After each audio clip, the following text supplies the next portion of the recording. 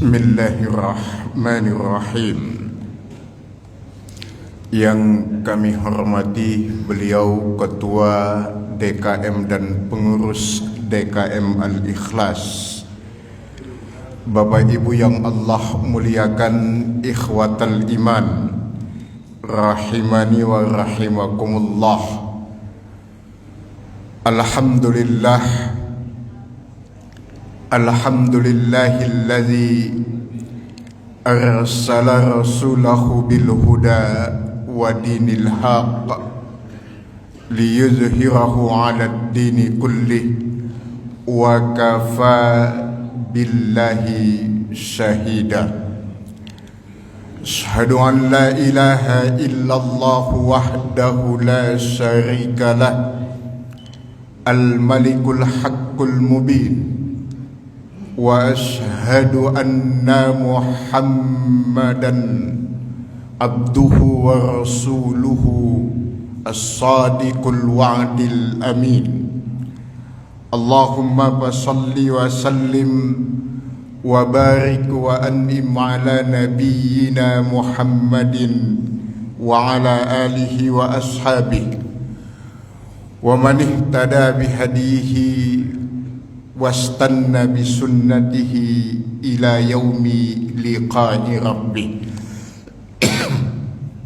Ibadallah, usi nafsi wa iyyakum bitaqwallah wa ta'ati rasulih la'allakum turhamun. Uhayyikum ikhwatal iman tahiyatan islamiyah. Tahiyatul Islam hiyas salam. Assalamu alaikum warahmatullahi wabarakatuh.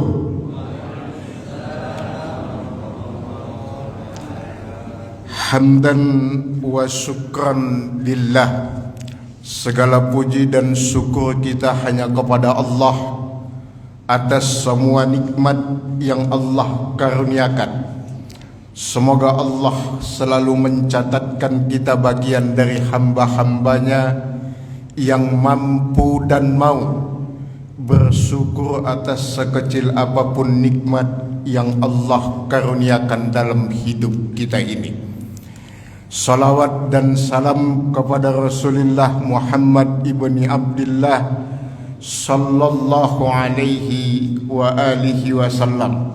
Semoga semua kita yang terhimpun di tempat yang baik, pada waktu yang baik, dengan niat dan tujuan yang baik, adalah bagian dari umat beliau yang istiqamah. Istiqamah dalam menjalani hidup di bawah naungan sunnah dan ajaran beliau sampai akhir hayat. Dan mudah-mudahan kelak kita mendapatkan syafaat beliau di hadapan Allah Subhanahu wa ta'ala. Ikhwatal iman yang Allah muliakan, tema kita pada kesempatan pagi ini dalam tema besar tazkiyatun nafsi adalah ketika hati terserang sariawan.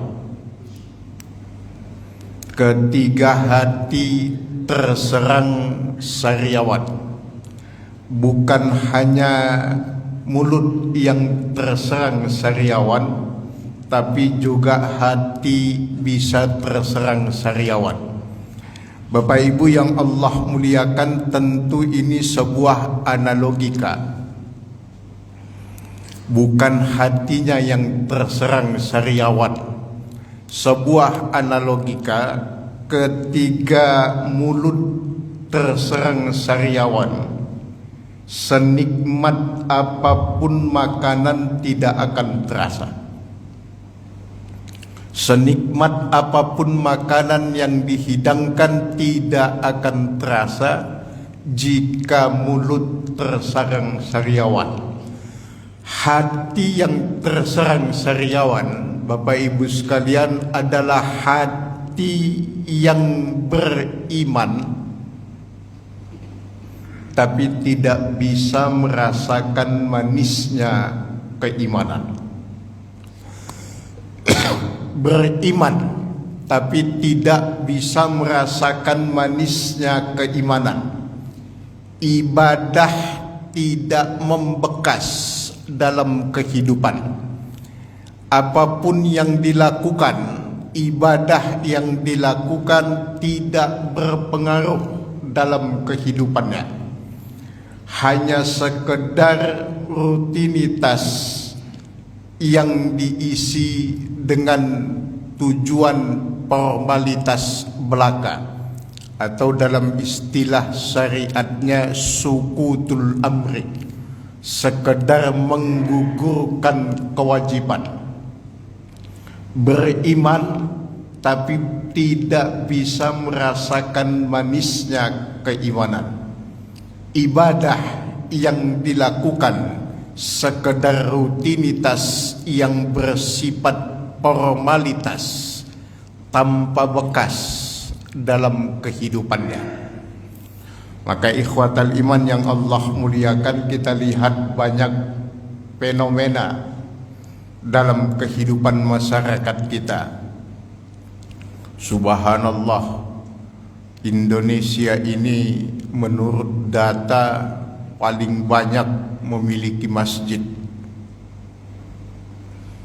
Tapi subhanallah, per hari ini, sampai hari ini, jumlah yang begitu banyak baru mampu dimakmurkan itu secara fisik. Masjid-masjid Indonesia makmur secara fisik. Tapi apakah secara kegiatan keagamaan spiritual sudah makmur? Wallahu a'lam. Faktanya tidak demikian. Secara kuantitas umat Islam Indonesia paling banyak, mayoritas, tapi secara kualitas dalam arti umat Islam masih sibuk dengan dirinya sendiri, dalam arti masalah internalnya sendiri, belum mampu menjadi solusi dari berbagai masalah dalam kehidupan. Banyak anomali, Bapak Ibu sekalian, yang menunjukkan bahwa agama baru sekedar identitas, belum menjadi landasan kehidupan, way of life. Baru sebatas identitas yang diisi dengan rutinitas yang sifatnya hanya sekedar formalitas, sehingga mayoritas dalam kuantitas tapi minoritas dalam kualitas.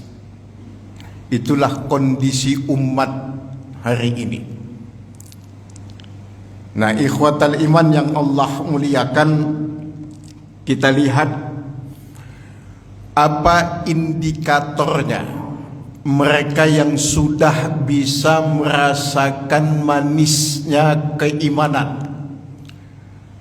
Kalau dalam sejarah panjang perjalanan umat ini, Bapak Ibu sekalian, kita bisa melihat bukti beliau-beliau yang sudah merasakan manisnya keimanan, seperti yang terjadi pada sahabat Rasulullah sallallahu alaihi wasallam, Bilal bin Rabah, seorang budak, ketika menyatakan masuk Islam disiksa oleh tuannya.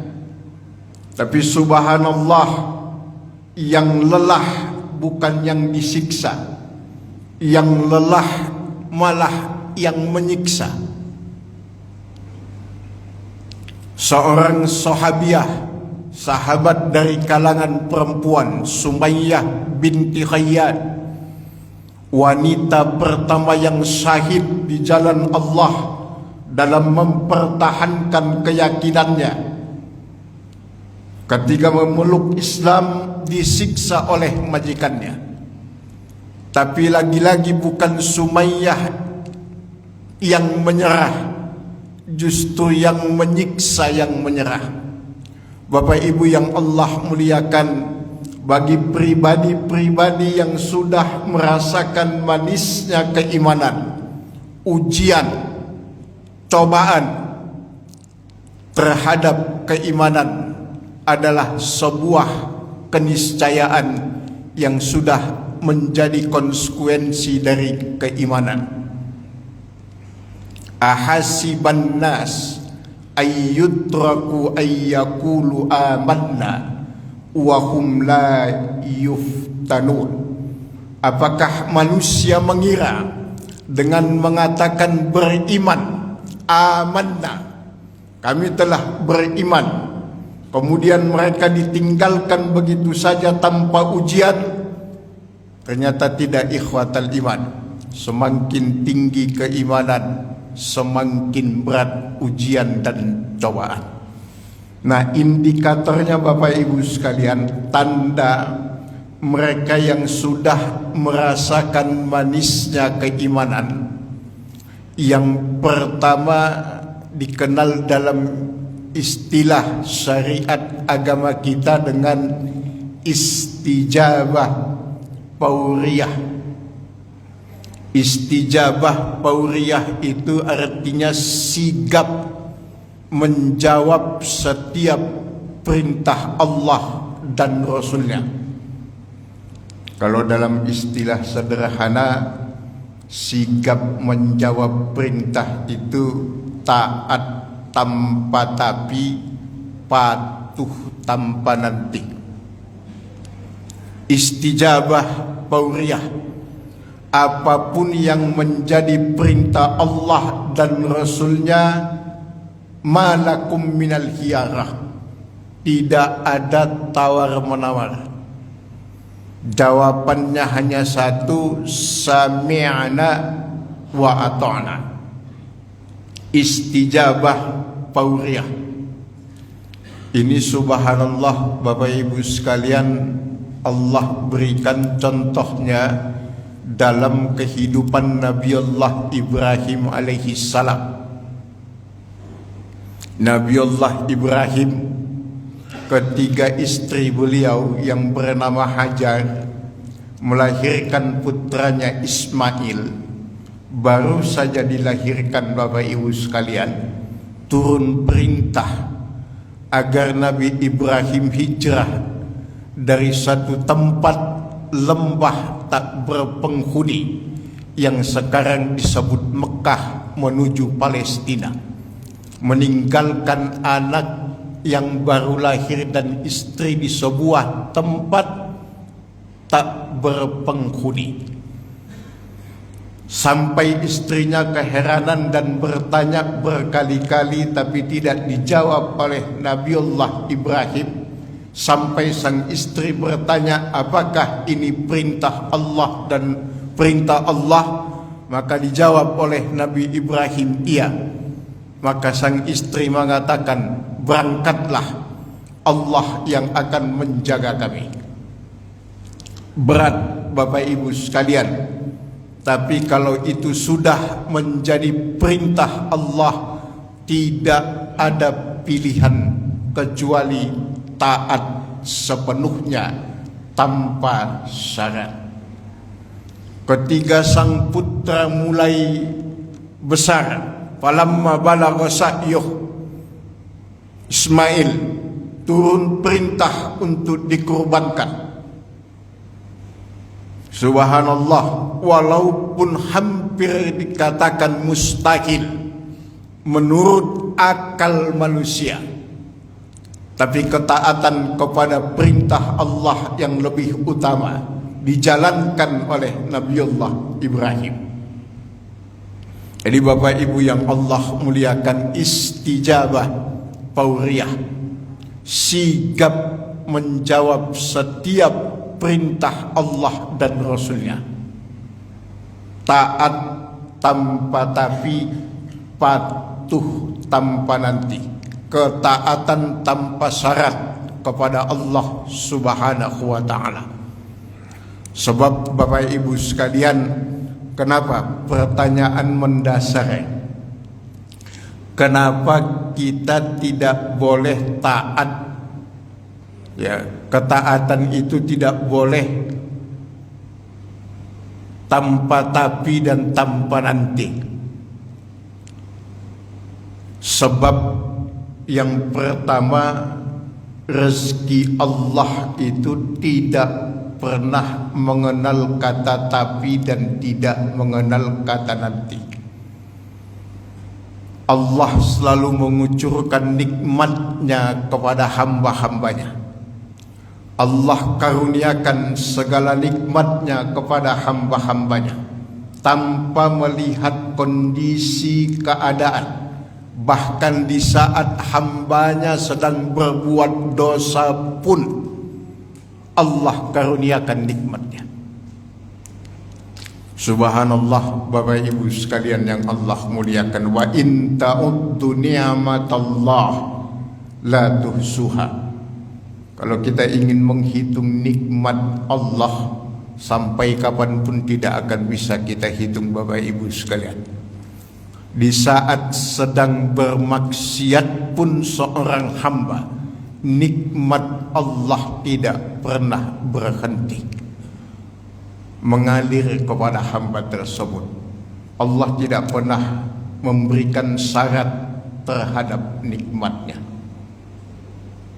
Bagaimana mungkin kita memberikan syarat akan ketaatan kita kepada Allah? Allah tidak memberikan syarat terhadap nikmatnya. Bagaimana mungkin seorang hamba memberikan syarat terhadap ketaatannya kepada Allah Subhanahu wa ta'ala? Maka Bapak Ibu sekalian, ketaatan itu tanpa syarat. Yang kedua, kenapa tidak boleh pakai kata nanti dan kata tapi dalam ketaatan? Karena kematian tidak mengenal kata nanti dan juga tidak mengenal kata tapi. Kalau azal sudah tiba, azal seseorang telah tiba, maka Bapak Ibu sekalian yang Allah muliakan, la yastakdimu sa'atan wala yastakhiru. Tidak bisa dimajukan dan tidak bisa diundur walau sedetik. Maka Bapak Ibu sekalian, al-istijabah al-fawriyah, sigap dalam menjawab setiap perintah Allah, maka segala ujian dan cobaan akan terasa ringan. Ujian terhadap keimanan akan terasa ringan. Indikator yang kedua, tanda yang kedua, mereka yang sudah merasakan manisnya keimanan, at-talazzud bit-tha'ah, menikmati setiap ketaatan yang dijalankan. Apapun ibadah yang dilakukan, dia bisa menikmati setiap ibadah itu, sehingga ibadah itu membekas dalam hidupnya. Subhanallah, Bapak Ibu sekalian, ini tidak semua orang bisa merasakan, Bapak Ibu sekalian. Menikmati setiap ibadah. Salat dinikmati dengan tumakninah, dengan tenang. Baca Al-Quran, tilawah, zikirnya, ibadah-ibadah yang lain bisa dinikmati. Ini tidak sembarangan, Bapak Ibu sekalian. Bukan untuk semua orang.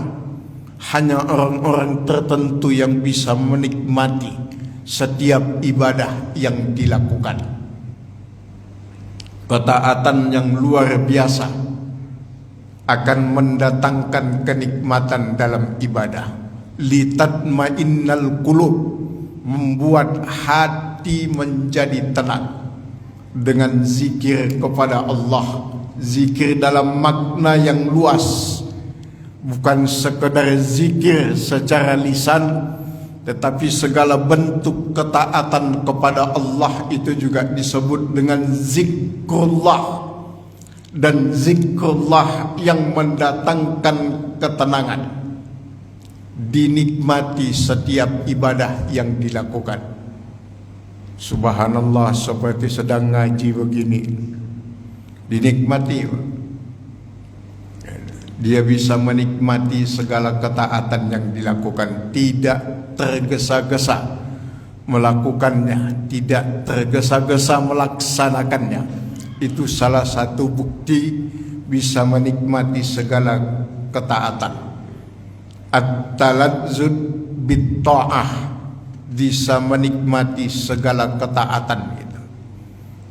Seperti Allah sampaikan dalam Al-Quran, wa'bud rabbaka hatta ya'tiyakal yakin. Bisa menikmati setiap ketaatan, mengantarkan kita kepada keistiqomahan dalam melaksanakan ibadah, istiqomah dalam ketaatan sampai akhir hayat. Itulah yang menjadi harapan setiap orang beriman. Maka Bapak Ibu sekalian, mudah-mudahan kita menjadi bagian yang bisa menikmati setiap ketaatan yang kita lakukan. Subhanallah, mudah-mudahan dari mulai berangkat dari rumah tadi sampai ke masjid, tahiyatul masjid, kemudian sholat sunnah qabliyah subuh, ngajinya sekarang sampai nanti ditutup dengan surutnya. Subhanallah, mudah-mudahan ini semua bisa kita nikmati dan melahirkan sikap istiqomah. Al-istiqamatu khairun min alfi barakah. Sikap istiqamah itu lebih baik daripada 1000 keberkahan. Istiqamah dalam menjalani kehidupan, itulah yang dimaksud at-talazzud bit-ta'ah, menikmati setiap ketaatan dalam arti istiqomah dalam setiap ketaatan. Jadi itu 2 indikator utama mereka yang sudah merasakan manisnya keimanan, atau dalam bahasa hadis halawatul iman. Nah, sekarang pertanyaannya Bapak Ibu sekalian, bagaimana kita bisa mendapatkan manisnya keimanan? Manisnya keimanan itu hanya akan didapatkan dengan 3 hal. Dalam sebuah hadis sahih yang diriwayatkan oleh Imam Al-Bukhari, Imam Muslim, Imam An-Nasai juga meriwayatkan. Semua periwayat hadis meriwayatkan hadis ini. Rasulullah sallallahu alaihi wasallam mengatakan, salasun man kunna fihi wajada halawatal iman. Ada 3 hal yang bisa mendapatkan manisnya keimanan. Siapapun yang merasakan 3 hal ini, dia sudah merasakan manisnya keimanan. Yang pertama, ayyakunallah wa rasulah ahabbu ilaih mimman siwahuma. Allah dan Rasulnya lebih dia cintai dibandingkan siapapun. Ayyakunallah wa rasulah ahabbu, bukan sekedar cinta, tapi lebih dicintai dari apapun dan siapapun. Allah dan Rasulnya yang lebih dicintai dari apapun dan siapapun. Ini konsekuensi tauhid, Bapak Ibu sekalian. Konsekuensi dari kalimat tauhid kita, la ilaha illallah.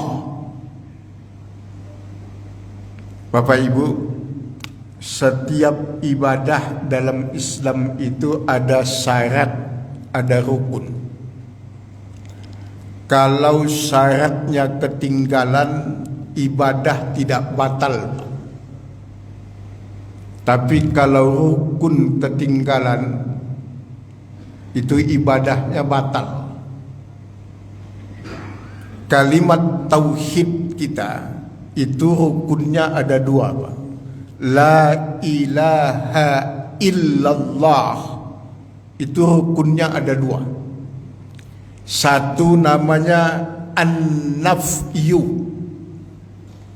An-nafyu itu meniadakan.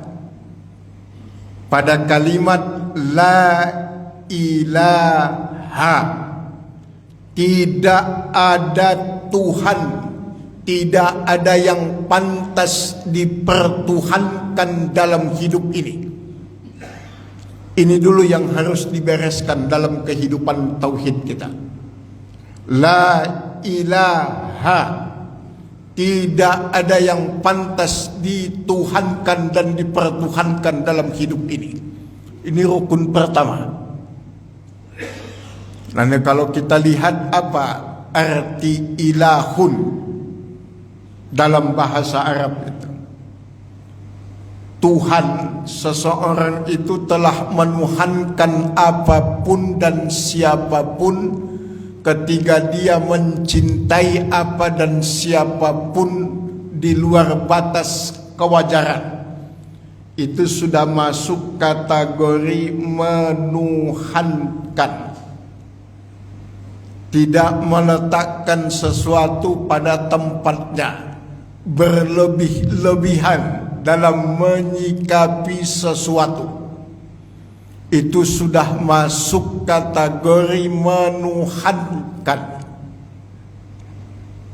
La ilaha, tidak ada Tuhan, namanya an-nafyu. Setelah itu selesai, beres, baru masuk kepada rukun yang kedua, namanya al-isbat. Penetapan, peneguhan. La ilaha, tidak ada yang pantas dipertuhankan illallah, kecuali Allah. Jadi Bapak Ibu sekalian yang Allah muliakan, itu dua rukun dari kalimat tauhid kita. Yang jadi masalah dalam kenyataan, yang pertama belum beres, sudah buru-buru yang kedua. La ilahanya belum beres, sudah kepedean mengatakan illallah.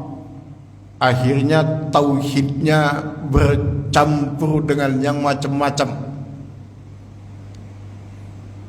Nah, jadi dalam kenyataan salatnya iyyaka na'bud wa iyyaka nasta'in, itu Al-Fatihah dalam salatnya.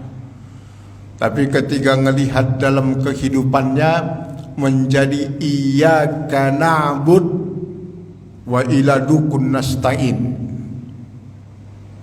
Bisa jadi salatnya, ibadahnya kepada Allah, tapi belum tentu minta tolongnya kepada Allah.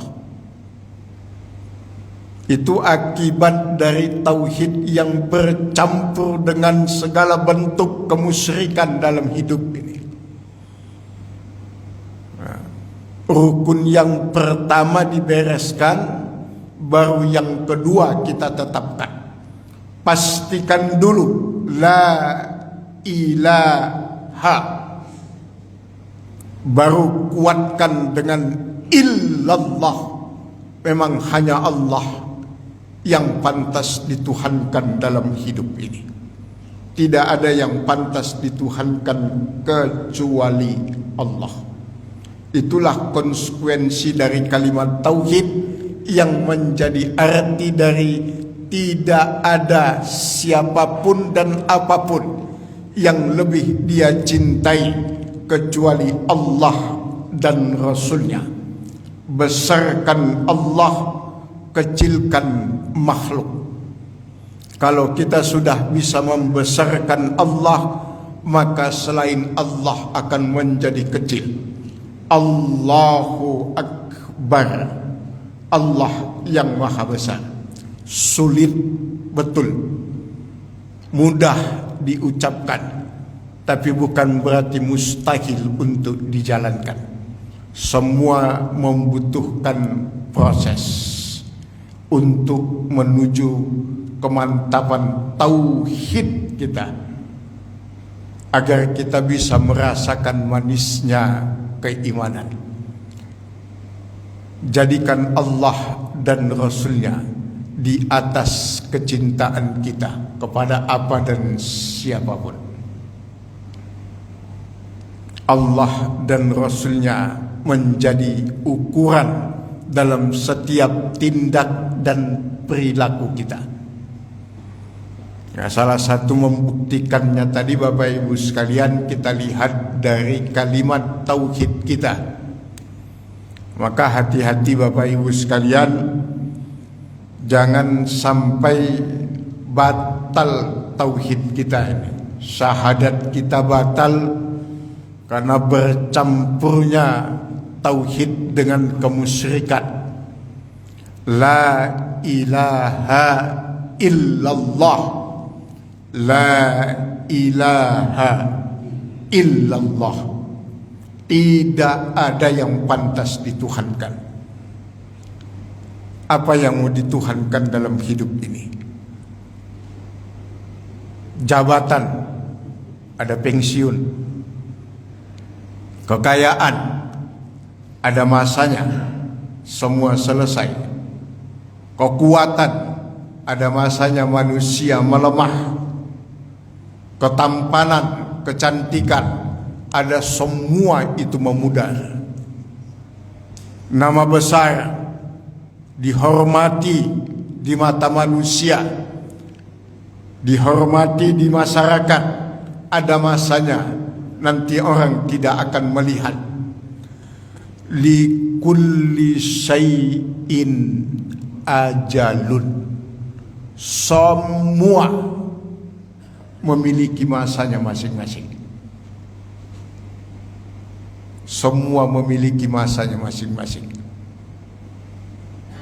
Maka Bapak Ibu sekalian, tidak ada yang pantas untuk dituhankan. Tidak ada yang pantas untuk dituhankan kecuali Allah Subhanahu wa ta'ala. La ilaha illallah ayyakunallah wa rasul ahabbu ilai mimman siwahu. Jadikan Allah dan Rasulnya yang lebih dicintai dari siapapun dalam hidup ini. Nanti akan terlihat itu dalam realitasnya, kenyataannya ringan dalam menjawab setiap perintah Allah. Yang kedua, Bapak Ibu sekalian, wa ayyuhibbal mar'a la yuhibbuhu illallah. Mencintai siapapun karena Allah. Mencintai siapapun karena Allah. Artinya tidak ada fanatisme dalam Islam. Kecintaan terhadap siapapun mutlak karena kecintaan kepada Allah, kepada anak, kepada istri, kepada suami, kepada siapapun, karena kecintaannya kepada Allah. Maka Bapak Ibu sekalian, ada istilah begini Pak, ada seorang suami curhat kepada temannya, kenapa ya anak istri saya enggak takut sama saya? Dalam arti takut mendengar kata-katanya lah, patuh lah dalam artian takutnya.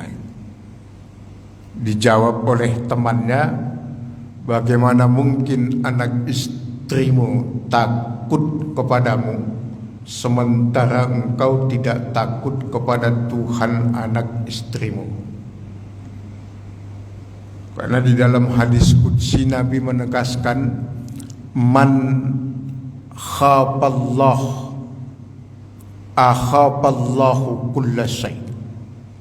Siapapun yang takutnya hanya kepada Allah, maka Allah akan membuat semua yang ada di dunia ini takut kepadanya. Jadi kalau ada yang merasa tidak ditakuti dalam arti dipatuhi, didengarkan anak istrinya, nah itu yang harus dilihat, takutnya kepada Allah bagaimana. Karena konsekuensi takut kepada Allah, yang lain akan takut kepadanya. Tapi kalau dia tidak ditakuti, tidak dihargai, tidak ditaati, berarti dia pun tidak takut kepada Allah. Ayyuhibbal mar, mencintai siapapun diikat dengan kecintaan kepada Allah. Hilangkan fanatisme kepada siapapun. Subhanallah, ini penyakit juga di masyarakat kita Bapak Ibu sekalian. Fanatisme terhadap tokoh-tokoh, baik tokoh agama, tokoh politik dan sebagainya, sehingga muncul istilah-istilah yang menyesatkan. Salah benar ikut fulan. Subhanallah, hati-hati Bapak Ibu sekalian. Al-mar'u ma'aman ahab. Manusia itu nanti akan dikumpulkan dengan siapa yang dia cintai di dunia ini. Jangan sampai salah memilih tokoh. Maka syarat utama di dalam agama kita dalam mencintai siapapun, lihat apakah dia mencintai Allah dan Rasulnya. Kalau tidak ada kewajiban mencintai siapapun. Ayyuhibbal mar'a la yuhibbuh illallah.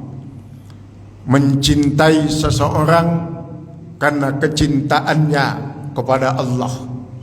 Sebaliknya juga demikian. Membenci seseorang bukan karena kepentingan pribadi, tapi juga karena Allah. Jangan sampai membenci seseorang karena kepentingan interest pribadi, tapi kecintaan dan kebencian karena Allah.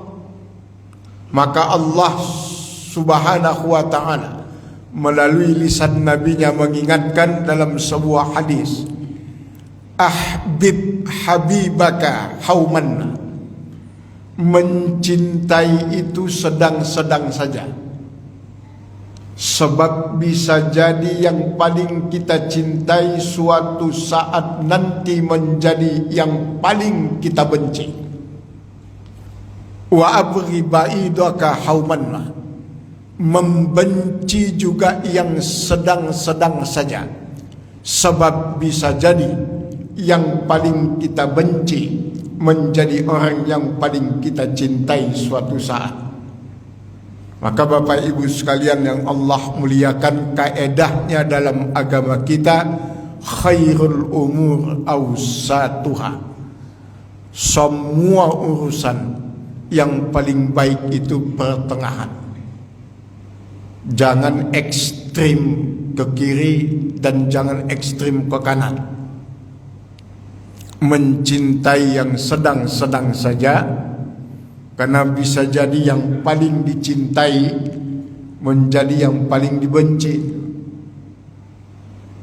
atau membenci itu juga sedang-sedang saja, karena bisa jadi yang paling dibenci itu nanti menjadi yang paling dicintai.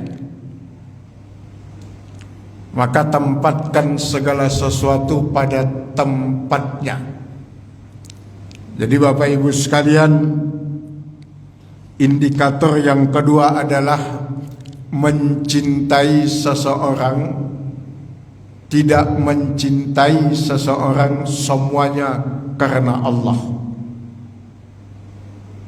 Yang ketiga Bapak Ibu sekalian, indikatornya adalah ayyakrahu ayyauda ilal kufr. Dia benci untuk kembali kepada kekufuran. Rabbana la tuzigh qulubana ba'da iz hadaitana. Itu yang selalu menjadi doa. Ya Allah, jangan kembalikan kami kepada kekufuran setelah Engkau memberikan hidayah kepada kami.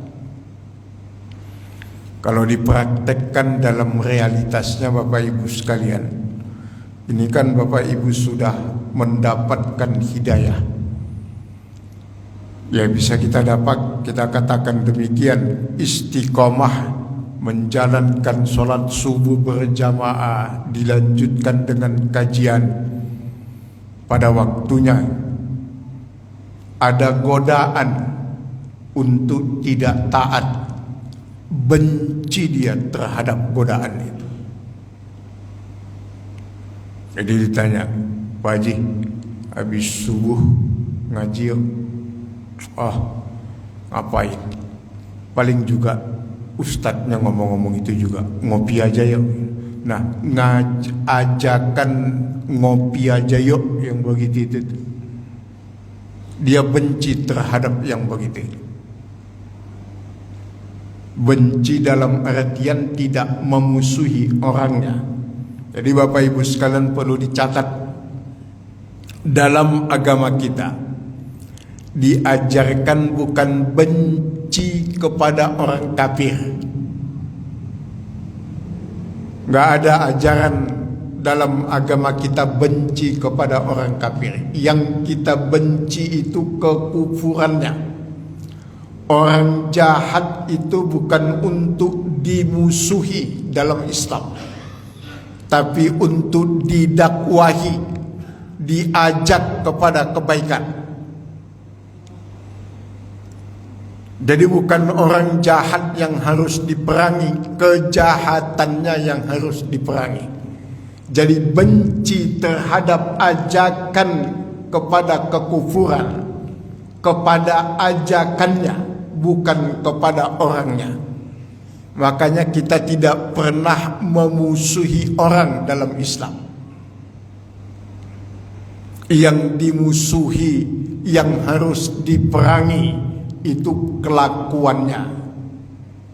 Sama halnya dengan kebenaran Bapak Ibu sekalian. Dalam ajaran agama kita, jangan pernah mencari orang yang benar. Jangan pernah mencari orang yang benar, tapi cari, perjuangkan kebenaran, ikuti kebenaran, maka Anda akan menemukan orang yang benar. Jangan pernah mencari orang yang benar, tapi ikuti, perjuangkan kebenaran itu, maka kita akan menemukan orang yang benar. Kalau bicara kebenaran dalam Islam, mutlak Quran dan hadis. Tapi kalau kita nyari orang yang benar, suatu saat kita bisa kecewa. Sekarang dia baik, sekarang dia benar, belum tentu ke depannya demikian. Maka jangan pernah mencari orang yang benar, tapi perjuangkan, ikuti, bela kebenaran. Maka kita akan bisa melihat dan menemukan orang-orang yang benar. Jadi Bapak Ibu sekalian, hati-hati dengan godaan untuk tidak taat. Halus, godaannya halus Bapak Ibu sekalian. Subhanallah, dengan segala cara, dengan segala cara setan yang berbentuk jin dan manusia itu akan menggoda kita dari jalan ketaatan. Hati-hati Bapak Ibu sekalian yang Allah muliakan. Maka dia benci terhadap ketidaktaatan setelah Allah memberikannya hidayah. Setelah Allah memberikannya hidayah, jika ada ajakan untuk meninggalkan hidayah yang sudah digenggam, maka dia akan mengatakan tidak. Bukan dengan mudah terpengaruh. Subhanallah, ini kalau minjam istilahnya Bung Karno, itulah yang disebut dengan Muslim Sontoloyo. Plin-plan, gak jelas, tergantung suasana. Mana yang arus besar dia ke sana. Jadi ini Islamnya Islam apa kata Bung Karno, Sontoloyo. Nauzubillah. Jadi konsisten, jangan mau terpengaruh lagi. Dulu Bapak Ibu sekalian, kita punya masa jahiliyah lah. Masa-masa dulu masih muda, masih aktif bekerja, belum kenal agama, belum kenal pengajian. Sekarang alhamdulillah Allah memberikan hidayah itu kepada kita. Pegang teguh, jangan mudah terpengaruh untuk kembali kepada masa lalu. Allah tidak pernah melihat masa lalu seseorang. Yang Allah lihat bagaimana sekarang dan bagaimana ke depan. Jadi Bapak Ibu sekalian, ini 3 indikator utama, tanda untuk bisa mendapatkan manisnya keimanan. Pertama, jadikan Allah dan Rasulnya yang paling dicintai. Yang kedua, mencintai siapapun karena Allah. Dan yang ketiga, benci terhadap segala bentuk kekufuran. Benci terhadap setiap kekufuran.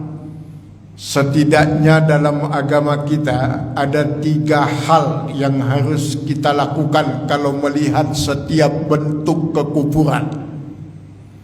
Pertama, falyughayyir biyadihi, dirubah dengan kekuatan yang ada padanya. Kalau kita melihat satu kemungkaran, kekufuran di depan mata, rubah dengan kekuatan yang ada pada kita.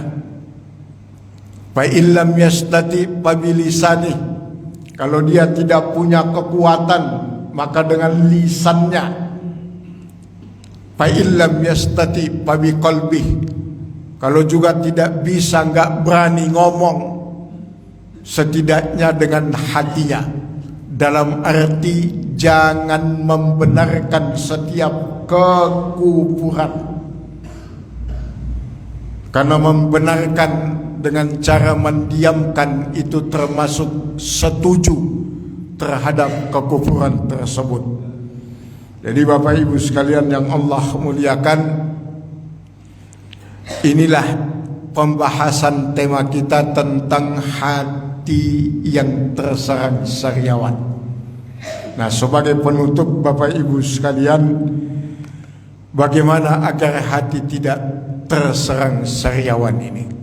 Seperti mulut yang terserang sariawan.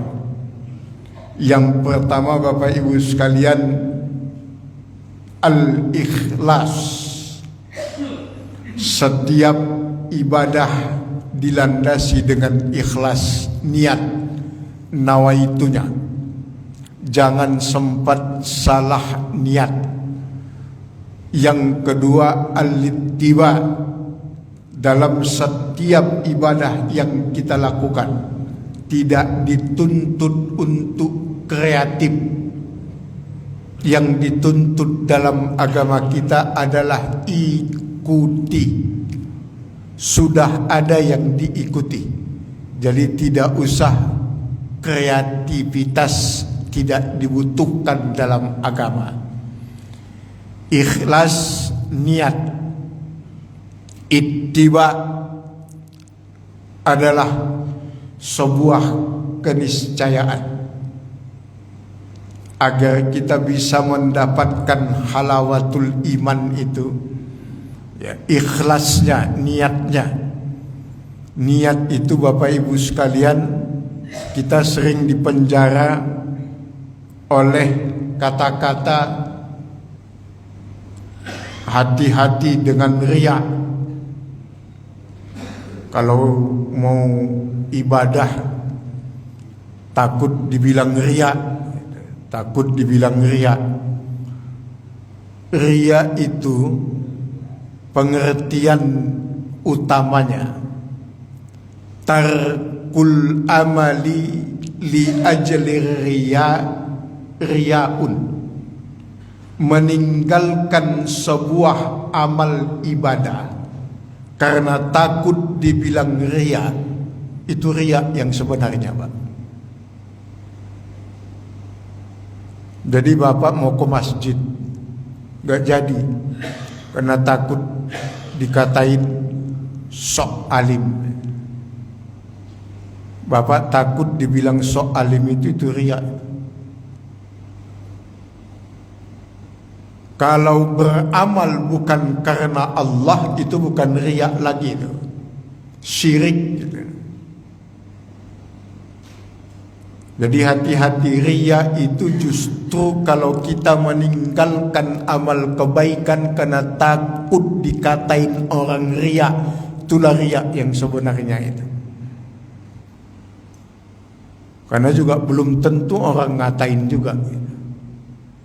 Itu namanya kepedean, itu namanya GR gitu. Gede rumongso ya. Jadi hati-hati Bapak Ibu sekalian dengan istilah riya ini, masalah niat.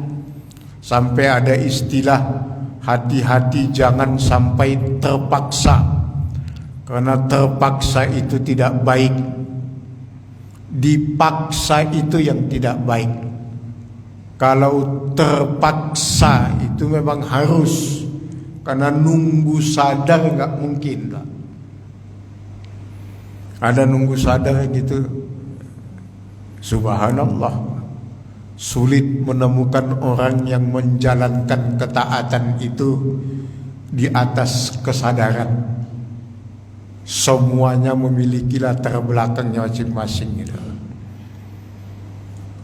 Nah, jadi Bapak Ibu sekalian, semuanya kalau untuk kebaikan itu pasti baik, mau terpaksa atau tidak terpaksa.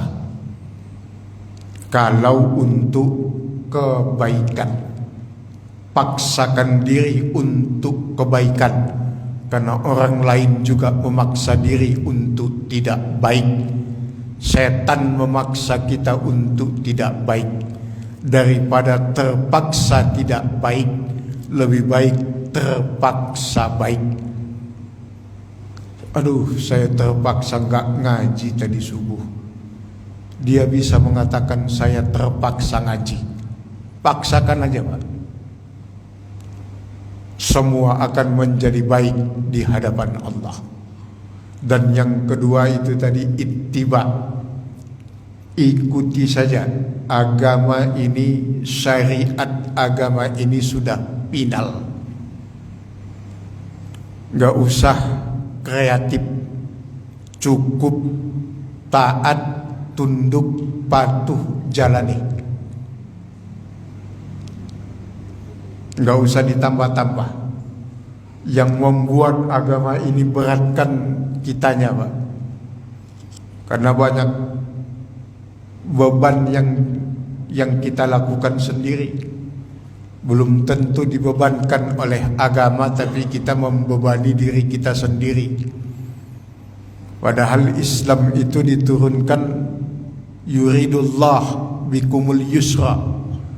Allah menghendaki kemudahan, bukan menghendaki kesulitan. Sederhananya beragama itu, Bapak Ibu sekalian, jalankan aja apa yang sudah kita ketahui selama ini. Nggak usah nambah-nambah yang macam-macam. Yang ada saja bisa kita laksanakan secara maksimal, itu sudah lebih dari cukup. Qobliyahnya, ba'diyahnya, duhanya, tahajudnya, itu aja bisa kita lakukan. Nggak usah nambah ibadah-ibadah yang lain. Ada sholat sunnah ini, sholat sunnah ini. Yang kita tahu saja, yang sudah benar-benar kita tahu, kita jalankan, itu sudah lebih dari cukup.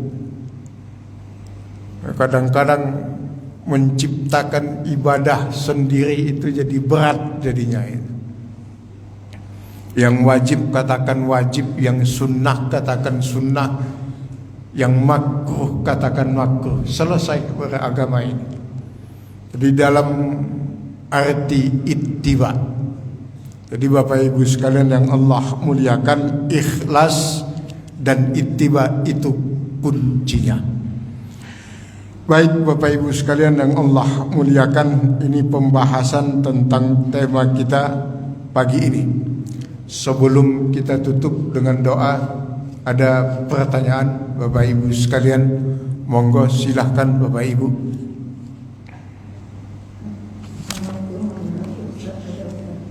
Silakan Ibu. Ustaz, ini ada dua pertanyaan. Satu yang tadi masalah ibadah Rasulullah. Nah ini mungkin yang ini harus berjelas Ustaz, karena ada sebagian kepada kita ibadah Rasulullah ini yang memulai ada kata-kata bid'ah. Karena kan semua ibadah itu Rasulullah tidak harus lakukan itu, jadi ibadah itu benar-benar satu tidak apa sih gitu.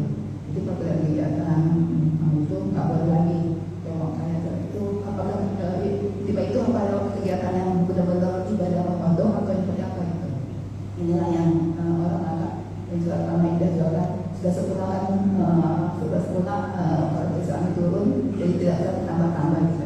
Jadi kegiatan-kegiatan itu dianggapnya kegiatan tambahan yang tidak boleh gitu, yang harus sudah lakukan. Yang kedua Ustaz, ini kisah nyata Ustaz.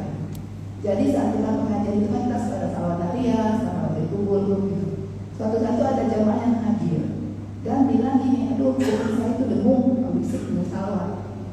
Masya Allah Ustaz, saat itu Ustaz, anak orang itu Ustaz sampai sore kupingnya dengung Ustaz, tidak berhenti ambil bawa rumah sakit. Nah itu mungkin buat pengalaman, ya itu bagi saya apa ya, kita itu ini saya katakan, itu mungkin daripada buat kita semua. Janganlah bermain-main dengan kata-kata salawat. Mau salawat nariyah betul-betul dibina sesuatu yang tidak baik.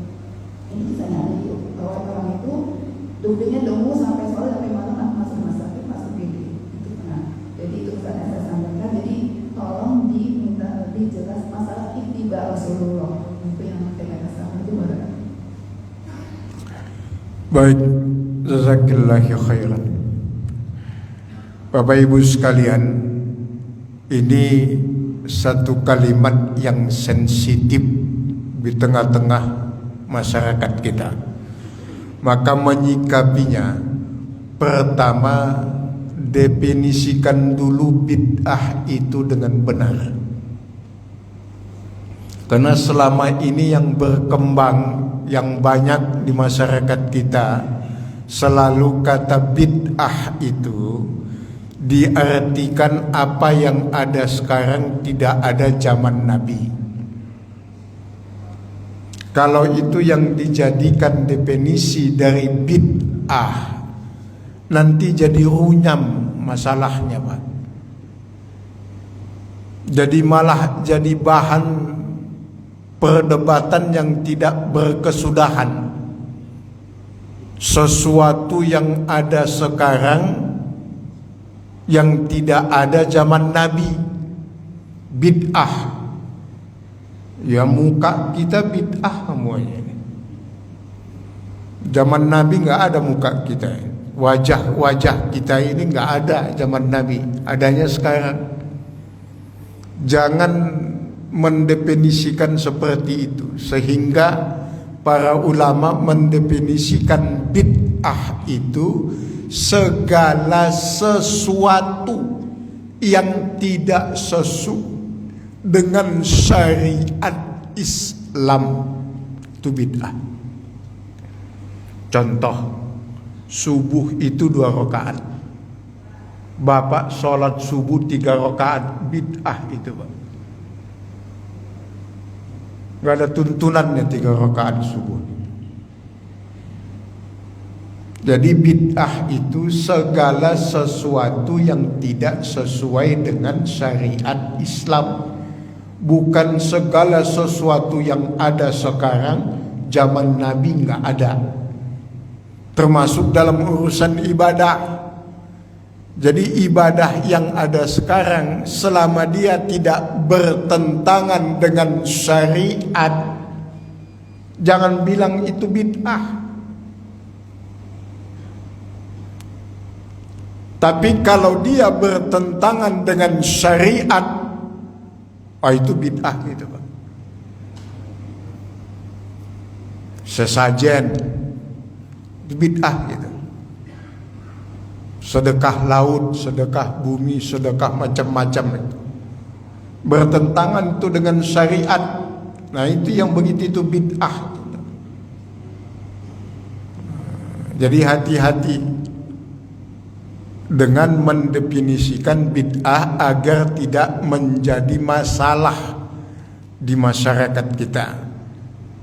Maka kita selalu mengajak kepada jamaah dimanapun, termasuk di masjid kita, Jamaah Al-Ikhlas Duta Indah, menyikapi yang begini ini Bapak Ibu sekalian, perbedaan di tengah-tengah masyarakat ini.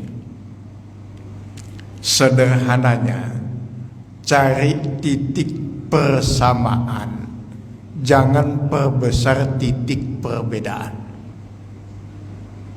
Samanya lebih banyak daripada bedanya. Mau dia pakai mazhab apapun, coba antum lihat. Syafi'i, Maliki, Hanafi, Hambali, sama-sama sholat. Antum perhatikan mulai dari takbiratul ihram sampai salam. Banyak samanya apa bedanya itu? Banyak samanya. Nah terus ngapain yang bedanya dibesar-besarkan? Masih banyak samanya, dan perbedaannya itu pun tidak membatalkan ibadah. Yang penting gini, manhaj tidak boleh berbeda, mazhab boleh berbeda. Manhaj tidak boleh berbeda. Manhaj itu ma alaihi rasul was sahabah, bagaimana Rasulullah dan sahabat, itu manhaj namanya.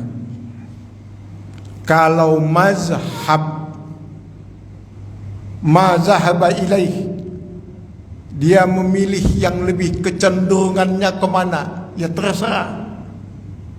Dia saya lebih suka Imam Syafi'i, monggo. Saya lebih cenderung kepada mazhab Hambali, silahkan. manhaj tidak boleh berbeda, mazhab itu boleh berbeda. Yang penting jangan saling menyalahkan, apalagi saling membid'ahkan, karena konsekuensinya bisa fatal, sesat. Kalau sudah sesat, tempatnya di neraka. Kalau sudah semua dimasukkan ke neraka, nanti sampean masuk surga sama siapa? Sepi. Nah, kita di Al-Ikhlas Duta Indah tidak mengenal kata yang begitu. Yang penting fastabiqul khairat, berlomba-lomba berbuat baik, berlomba-lomba berbuat amal soleh. Itu yang paling penting dari sekedar berdebat yang tidak berkesudahan. Jadi Islamnya enggak punya embel-embel di sini. Kalau ditanya Islamnya Islam apa, ya Islam, enggak ada Islam A, Islam B, Islam C gitu ya. Kita ya Islam ya Islam. Ya, jangan salah memaknai, nanti kau balik-balik lagi. Maka fanatiklah terhadap agamamu. Jangan fanatik terhadap caramu dalam beragama. Cara itu ya itu yang mazhab itu, Pak. Nanti kau bolak-balik lagi. Agamanya apa? NU. Ormasnya Islam. Kau balik gitu. Jadi fanatik sama ormasnya tapi enggak fanatik sama agamanya. Nauzubillah. Fanatik sama agamanya aja. Yang lain-lain itu sekedar aksesoris itu. Enggak usah fanatik dengan hal-hal yang begitu itu. Yang penting kata kuncinya satu, ngaji. Kalau sudah enggak mau ngaji, itu yang bikin ribut itu, Pak. Akhirnya yang ada merasa pintar semuanya, tapi tidak pintar merasa.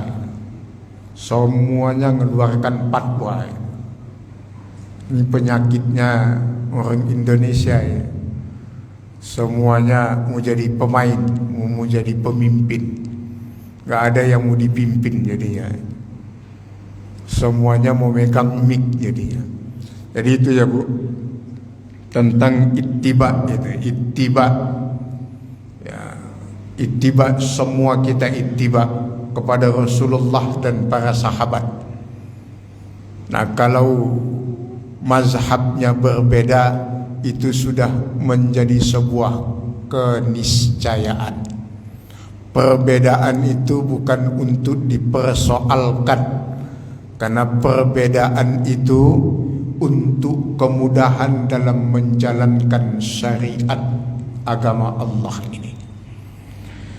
Kemudian tentang pengalaman tadi yang Ibu lihat, nah, itu sudah menjadi sebuah keniscayaan dalam hidup. Hati-hati dalam berinteraksi dengan syariat Islam, memakai istilah-istilah, mengeluarkan istilah-istilah yang kurang tepat. Tapi jangan mudah juga terpengaruh dengan hal-hal yang bersifat tiarah dalam agama kita. Tiarah itu mengaitkan hal-hal yang aneh dengan takdir Allah. Jangan, gak ada hubungannya. Ya, ada tanda-tanda alam, ya. Itu yang disebut dengan firasat. Tetapi jangan segala sesuatu dikaitkan dengan apa yang akan terjadi. Itu bisa menjadi syirik. Bapak Ibu sekalian, hati-hati. Kalau ada bunyi begini nanti jadi begini, kalau ada telinga mendengung jadi begini dan sebagainya. Hati-hati juga dengan yang begitu itu. Itu namanya at-tiyarah. Dalam kitabnya Imam Az-Zahabi Itu salah satu dosa besar dalam Islam, Pak.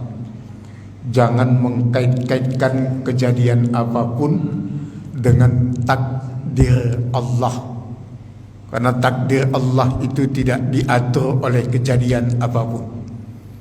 Semuanya mutlak dalam genggaman Allah. Jadi kalau melihat sesuatu nanti jangan dijadikan hal-hal yang begitu-gitu. Maka bertauhidlah, maka kita akan merdeka seutuhnya dalam hidup ini. Kata kuncinya tauhid. Jangan mau dikendalikan oleh apapun.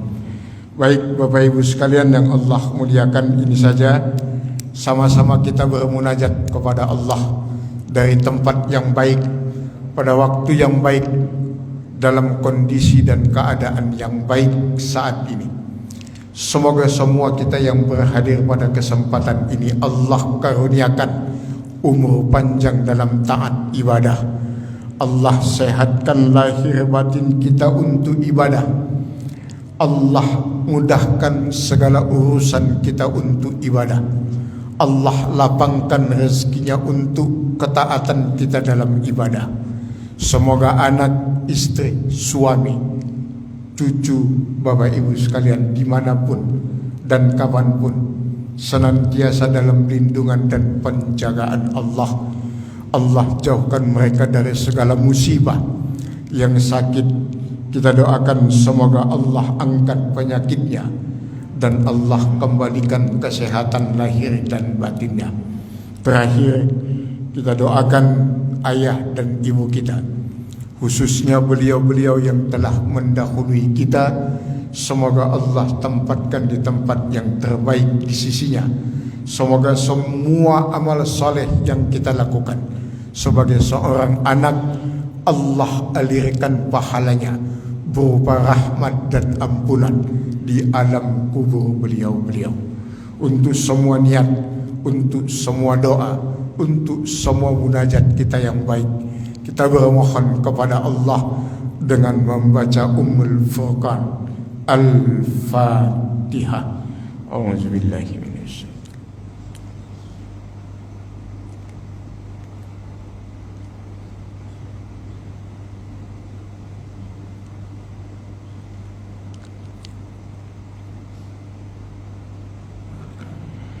Hadanallah wa iyyakum ajmain. Kita tutup dengan kafaratul majlis. Subhanakallahumma wa bihamdik, asyhadu an la ilaha illa anta, astaghfiruka wa atubu ilaik. Sekian, terima kasih. Mohon maaf. Assalamualaikum warahmatullahi wabarakatuh.